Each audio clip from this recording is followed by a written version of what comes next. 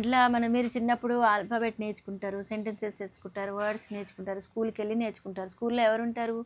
Teacher ఉంటారు. Teacher ముందు ఇవన్నీ నేర్చుకుంటారు. అలా అయిపోయిన తర్వాత అన్నీ వచ్చేసినాయి, మాకు అన్నీ ఇవన్నీ వచ్చేసినాయి కదా అని తర్వాత కొన్ని రోజుల తర్వాత ఇంటికి వచ్చేసి స్కూల్కి వెళ్ళకుండా ఏం లేకుండా మీరు ఏ క్లాస్ చదువుతున్నారో ఆ బుక్స్ ఇంట్లో తెచ్చుకొని మంచిగా ఇంట్లో కూర్చొని ఒక ల్యాప్టాప్ ఫోన్లోనో యూట్యూబ్ ఆన్ చేసుకుని కూడా చదువుకోవచ్చు కదా.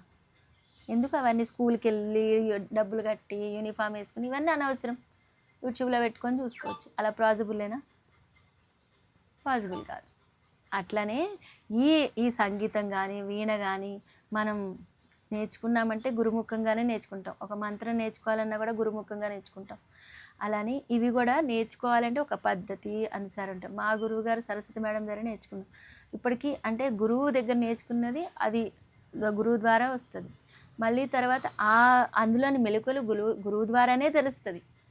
యూట్యూబ్ నుంచి నేర్చుకోవచ్చు అంటే ఇప్పుడు మన ఇందాక చదువులాగా నేర్చుకోవడం ఉంటుంది. ఇప్పుడు పిల్లలు చాలామంది అదే కొనసాగిస్తున్నారు. అది ఎక్కడి వరకు పోతుందో కూడా తెలుస్తలేదు.